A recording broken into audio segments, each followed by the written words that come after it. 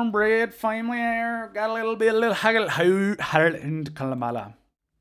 howdy, howdy, howdy. Welcome to Cornbread Family Hour. I'm your host, Sean Nelson Taylor, aka Ramblin' Nelson. So picture this. A fire rages through Cimarron, New Mexico. It turns homes into ashes, leaving only memories and ghosts and whispers. Despite the turmoil, despite the abuse and hardships, our moustachioed Maestro emerges heroic, guitar in hand, with an album of poetry and music to tell the story. For today's episode, I spoke with Matthias Olsson, aka Graylight, a folk musician from Cimarron, New Mexico, and together we uncovered his creative influences from Bright Eyes to Wilco. We discussed how having kids changes creative output and how he's incorporated his kids into his recordings, including this very interview, and the ability to turn a sour situation into a beautiful, blossoming folk song. Aside from the previously mentioned Wildfire, that was real, which inspired his debut album titled The Wind, the Fire, the Poet, the Liar, which came out in April, I have to say, Matthias Olsson, one of the kindest people I've met. He's got a Mr. Peanut Butter sort of disposition, like if a golden retriever could write beautiful poems with haunting melodies, which is why I was surprised when he talked about his hard upbringing. But that makes it all the more impressive to me because Matthias, at least from the impression I got talking to him, is an incredibly selfless person. Matthias Olsson is a lot of things to a lot of people. He's a special ed teacher, a graduate student, a folk musician, a father, a husband, a friend. But today, he's Graylight.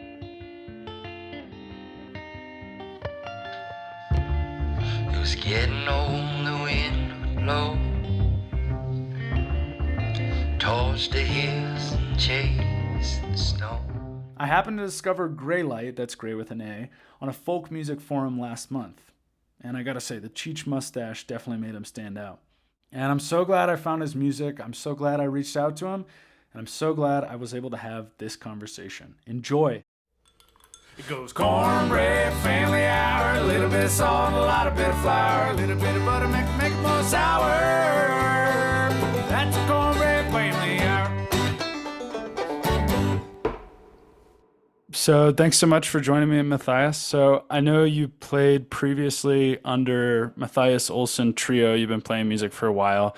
So what made you want to change your artist name to Graylight and start performing solo? Okay, awesome. Yeah. So prior to this, I played under my name. When I first lived in Denver, I played solo just under Matthias Olsson, and then it kind of turned into Matthias Olsson and the Crooked Streets.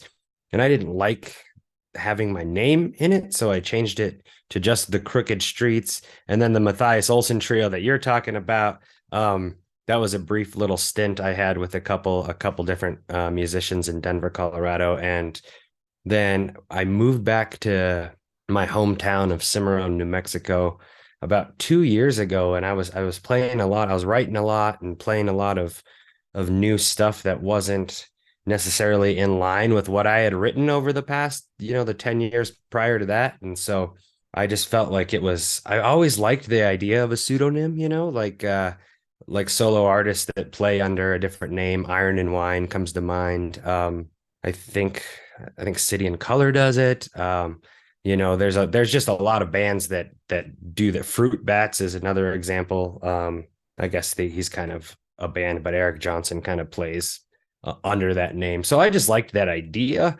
And so I was just texting some friends and we were spitballing a bunch of names, and Graylight was one of them that came up in the text thread. And I really I latched onto that. I was like, I really like that. And it's kind of mysterious, I like that quality of it. And then I also like using the word Graylight while I'm writing songs. Like a lot of times if I'm stuck on a line or something, I can throw the word Graylight in there and it fits pretty well. And so it's kind of like this different persona that I'm trying to take on. Right. I noticed your new song, which isn't out yet, Losing Vacancies, starts out with Graylight. So I thought that was interesting. It kind of comes up and plays into your work. Do you feel like having an artist name helps you separate your artist persona from who you are in your personal life? I don't really think it does help separate that to a short answer to your question, but a longer answer is it was weird when I first, because when I first moved back, I was just playing under my name, and then I switched it to Graylight, and I was playing a couple shows, and it was weird because I grew up here, so everybody knows me as my name, right? And so it took a little while for people to understand, oh, this is his stage name or his whatever, this is his musical name. And so it took a while for people to catch on if I posted a flyer in town for people to be like, oh, that's Matthias. But now I feel like everybody knows that Graylight is me and I am Graylight and all that stuff. And the weird thing was when I would play a live show, and I still find it strange to say, in between songs, like I'm Graylight, it just feels awkward. So I'm not quite used to it yet, but maybe one of these days it'll feel natural. You said the music was different that you're doing now. Is that in terms of genre that you changed, or just like the content of the lyrics? Both, maybe. I mean, I've always been an acoustic guitar player primarily, and I've always just kind of written folk songs, but I'm leaning a little bit more into finger picking than I used to. And so I guess that's the difference. And then my lyrics, I'm really trying to pay a little bit closer attention to the things that I'm saying and what I'm writing about. Sometimes I sit down and, I'll start writing a song.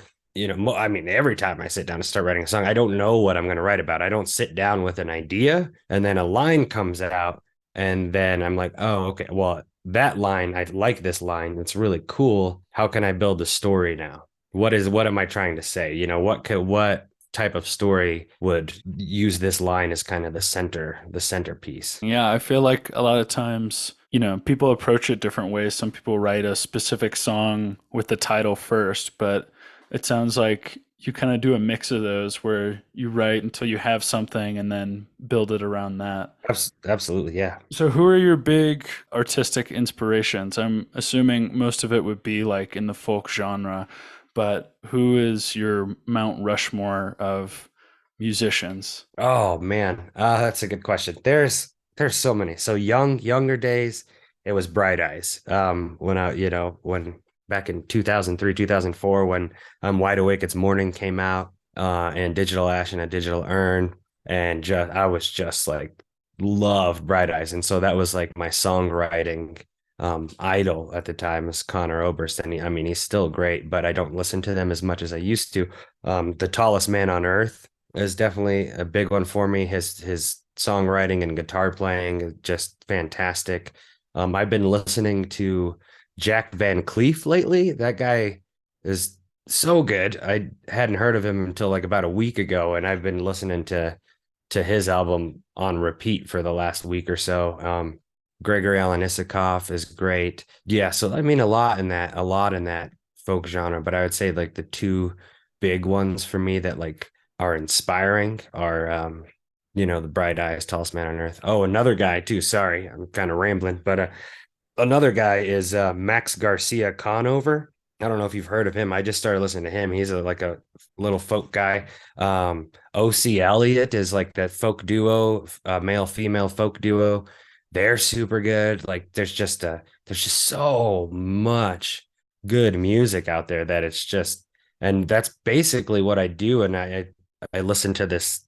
I don't know if you read or listened to the Jeff Tweedy book, How to Write One Song. I don't really read. I have two kids, so I don't really read. I listen to audiobooks. And so I listened to that book, and he talks about how he listens to music. And I do the same exact thing.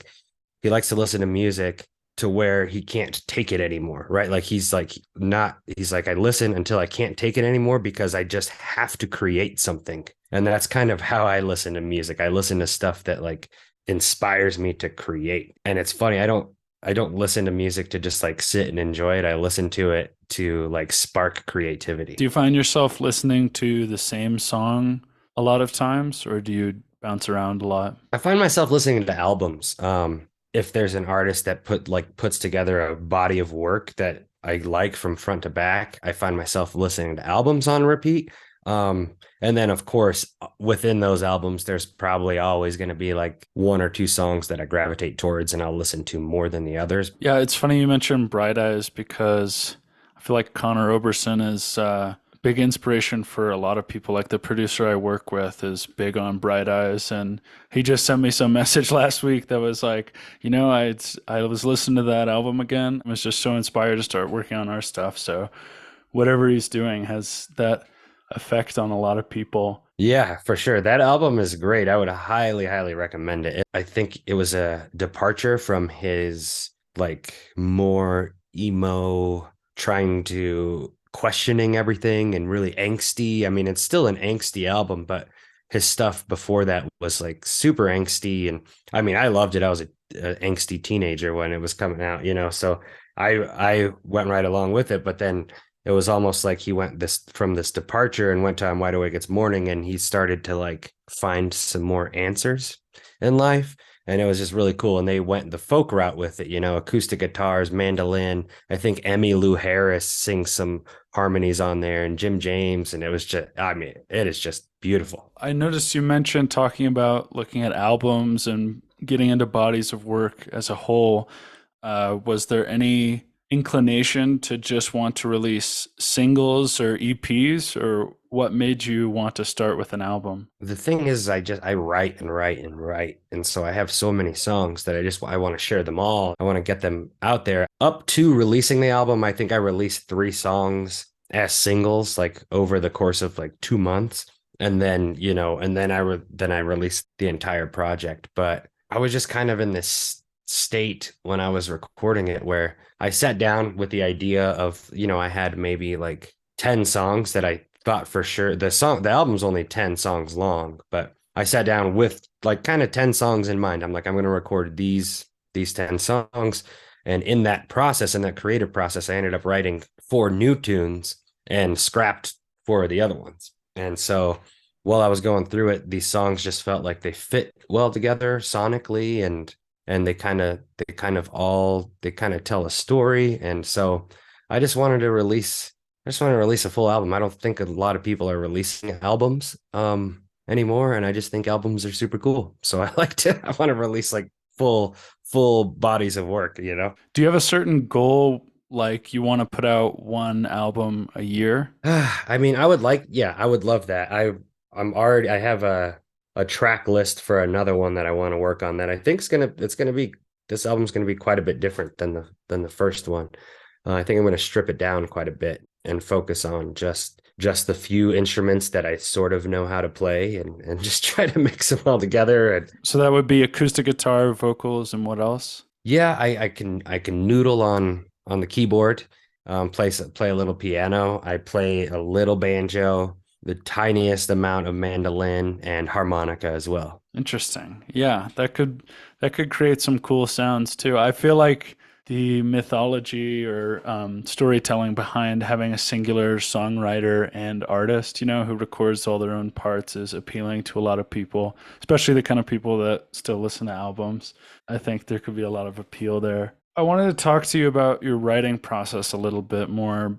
You said you write a lot. You put out this whole album. I've seen a lot of clips of other unreleased songs. I noticed on this album you have a song called Poem Number 1, which is a little more like spoken word with music in the background. So I'm curious, how do you decide when you're writing a body of work that it's going to be a song as opposed to just putting it on paper and releasing it as a poem? Yeah, that's a good question. So I was up late one night writing that one in particular. I was playing with Logic. I had my little 32 key MIDI controller out, and I was playing with some sounds and wanted to play in a time signature I don't usually play in. And I was just really sleepy. I had that like, I don't know, like sleep deprivation creativity, I guess, a little bit delirious, and it was, the kids were in bed, wife was asleep. So I was sitting here with my headphones on, noodling and stuff. And I just thought it was really pretty. And that was it. I was like, I'm going to go to bed. I was going to initially just kind of use it as an instrumental interlude. It was kind of where my mind was at that time. And then I sat down. Same night, I was going to go to bed. I didn't. And I sat down with a piece of paper, and I did what it's called a word ladder, and bring up that Jeff Tweedy book again. He talks about doing a word ladder. And I don't know if you're familiar with the practice, but you could do this in a number of ways, right? But the way I did this one, you could take a poem or lyrics to a song or a page from a book or whatever. And on one side of the sheet, you list all of the nouns that you see. And then on the other side of the sheet, you can list all the verbs. And then from there, you're going to want to connect a noun to a verb that necessarily you don't really hear go with that particular noun. And then after you like draw lines and connect these nouns and verbs, then you can just try to like write some lines with these two random mismatched words, you know? And so that's what that poem came from, was doing that. And I came back into the room, got the microphone out and started talking over, because I wanted to sing. Originally I was like, oh, maybe I can sing some of these lines. And then I just started doing the spoken word thing and I just liked how it sounded. So that's kind of how that happened. And I liked it so much that now I want to do a spoken word poem on every album I make until forever. So when you're writing stuff, though, you've never had the inclination to just publish it on paper. It's kind of always in your head in terms of how can I fit this in my albums? Kind of, yeah. Most of the time, so I would say 90% of the time when I'm writing a song, it starts with the music. It starts with me sitting down with a guitar, noodling. And so I'm just noodling, put the capo on a random fret, maybe change the tuning of the guitar, just doing something. And then I just play around for a while and I'll find something I like, whether it's a finger picking pattern, chord progression, whatever. And then I'll just start singing, just whatever. I'm not thinking about a story. I'm not thinking about anything. I start singing, and then sometimes a line or two will come up, and and then I'll attach myself to those, to the line that I like, and then I write a song based around that. I'm not like some grand thinker. I have a good friend who's putting out an album that's just like so thought out, and he's so artistic, and like he's thought about every detail and every little thing, and every sound has a purpose, and just like it's just so incredible. I don't think that deeply into what I'm doing. It's more of like I have to be in like a flow state. And if I'm not, then a song doesn't get written. What's interesting about that with you is I noticed that, like, okay, maybe you break down the songs into bite-sized pieces and then write them out via flow state. And you said you have like a wide range of songs to choose from, so you kind of organize your albums around that.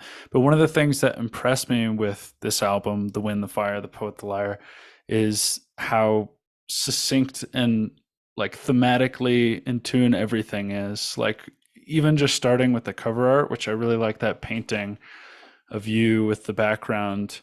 But then I noticed like a lot of the, not just the sounds, but the themes that you approach, whether it's like substance use or religion, tie in together a lot. So it gives the illusion, even if it's not how you organized it, that it was all very meticulously planned out. Right, right. And that's it. I mean, there was a little bit of planning, right? And you're right about having like a lot of songs to choose from, and they all kind of fit thematically with one another. And so that's kind of where I went with that. And there's a song on there called I Brought Everything, and that's about having to evacuate. Last year there were some wildfires that came really close to home, and we had to evacuate. And so that song was about that. And I just liked I don't know, there's like a certain eeriness, I think, that came across in that album.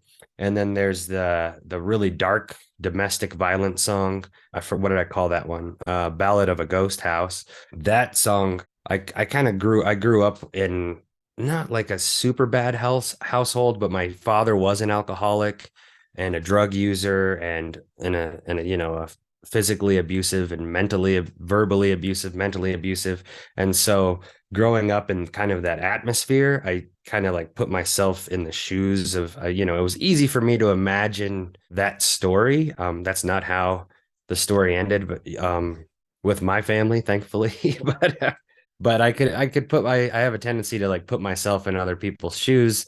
And so, yeah, thematically drinking and drug use and religion. And I have a tendency to write about things that, like, I write about grief, and I kind of write about sad stuff. And that's just what I write about. I don't like when I'm happy, I don't feel like sitting down and writing a song. Right. Well, I think a lot of people, creative types, like myself included, will use songwriting as a form of therapy or a way to cope with some of these hard emotions. So it kind of makes sense. I mean, it's the same with journaling. I feel like a lot of times when I've journaled, I just will write about negative times in my life or when I'm feeling down. So it kind of gives the illusion that it's overall bad, even if it's not. It's just the happy stuff might not bring the creativity out of you. For sure.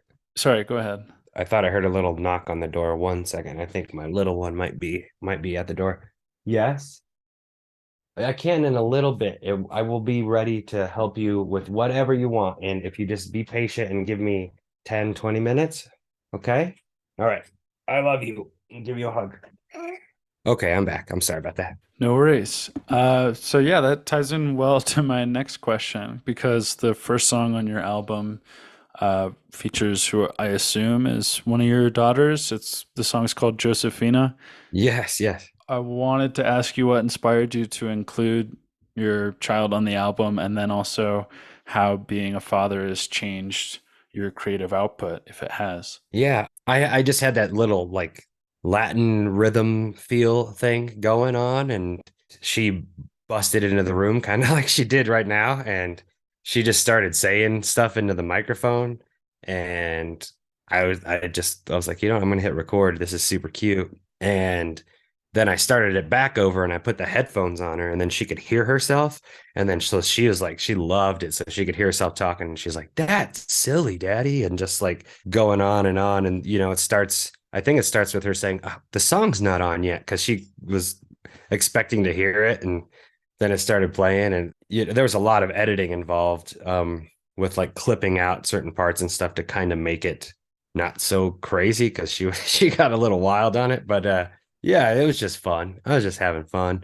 And then to answer the second part of your question about having kids and how it's changed, just time, really. You know, it hasn't changed much as far as what I write about or my creative outlet, but just finding the time to do it, and you know, just balancing my life to my creative life to my work life, and just finding the right balance is the biggest hurdle that has come with having children, but it's fantastic. Yeah, I could imagine that, with less free time, it could be more challenging on the surface, but I feel like sometimes when you have a more busy schedule, it forces you to consolidate and really hunker down and focus when you do have free time. 100%. Yeah, it does that. And not to keep talking about this Jeff Tweedy book, but it is fantastic. It's like the coolest thing. It's just like he wrote this book just encouraging everybody to be more creative. And I just think that's awesome. But he just talks about songwriting, you know, and he's just like writer's block isn't real, you know. The more you write, the more you write. He's like, and you can't be afraid of writing bad music. And so I kind of take that with, you know, in my life, like you had just said, you know, when you're so busy with everything, like the busier you are, the busier you are, you know. And so yeah, you definitely just you make that time, whether it's up late at night after everybody's gone to sleep, or wake up early in the morning, or you know, give the kids a little bit of screen time so I could pick up the guitar and play a little bit, and you know, get you know, a couple of song ideas recorded on a voice memo, and then go on with my day, then come back to them the next day and see if they were any good. You know, sometimes I listen to them like, oh, that was crap. But then some of them I listen to, I'm like, okay, this has, you know, this has potential. I should revisit this and work on this a little bit more. But and so that's kind of, I guess, how the process has changed a little bit with kids too. As I write songs over the course of like a few days, where it used to be I would just like I would sit for 3 hours and hammer it out. You know, if I had an idea that I liked, I would just sit and hammer it out. And I think being able to take a step away, then come back, and step away and come back has actually helped me write better songs. I know you worked in the service industry before, so I wanted to ask you, what did that time teach you about human nature? Oh man, the service industry is a blast. I worked at a great, awesome restaurant called Snooze in Denver, and I mean, I was in the service industry for years and years prior to that too. But the service industry, what it taught me about human nature is that everybody just wants to be heard, I think is the biggest thing. That, even the people complaining, they just want to be heard. If something's wrong with their meal or with their life or with whatever, people just want to be heard. And that is it. That's probably the biggest thing I learned. You said you work as a teacher now. What do you teach? I do. So over the last year, I've been super busy. I'm working on getting a master's. I got accepted into a program that basically paid me to get my master's degree. Congratulations. Thank you. Thank you. I appreciate it. I've been like a student teaching basically for the over the last year. I've been in the special education program here in our school district. And at the end of this year, there was an opening and I just got hired on as the high school special education teacher here in my hometown. So I'm super nervous and excited, and I'm feeling all of the feelings about it. But so I've been working on a degree, releasing an album, raising kids, and trying to be a good husband and all that stuff all this last year. So it's been a busy year, but I love it. I can tell you're a person with a really big heart who's really empathetic. You like working with children and special needs people.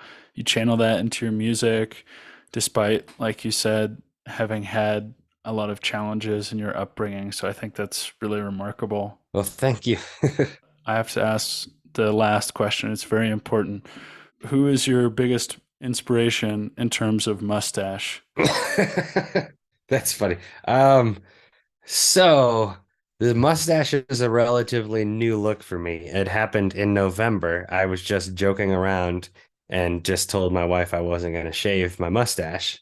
And then it grew out and I've grown attached to it. I kind of like the look.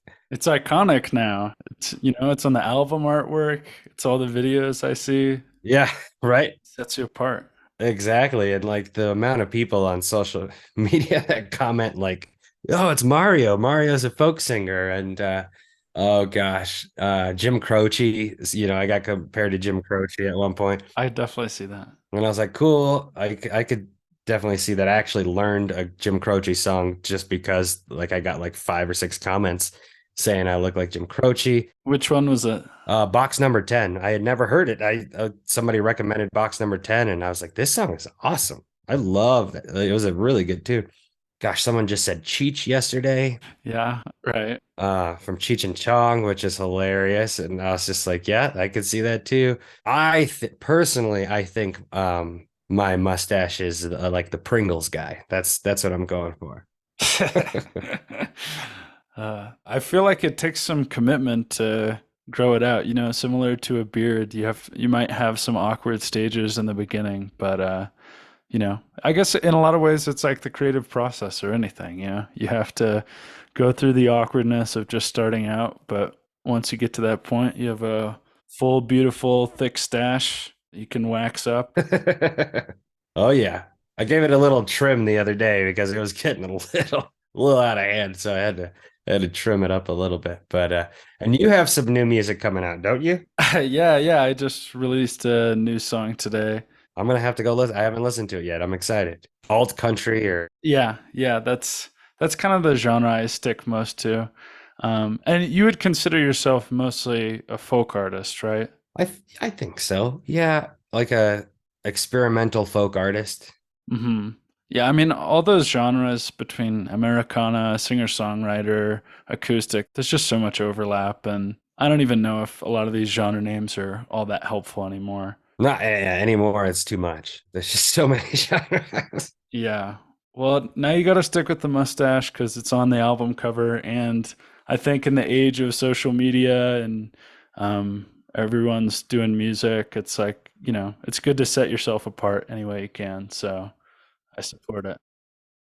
just keep just keep creating. That's what matters. It doesn't like if and don't be afraid to like I said earlier, like write bad songs. I've written for every song that I post on any social media or decide I'm going to record, there's like 5 or 6 that no one will ever hear because they're terrible. So just like the only way to get better, and I'm not even saying you're bad. I think you're great. I've listened to some of your songs and it's just to keep going.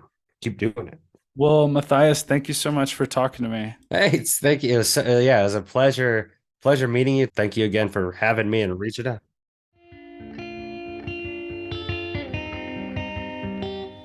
That's all for the show this week. Thank you, loyal listener, for your time. And thank you to Graylight.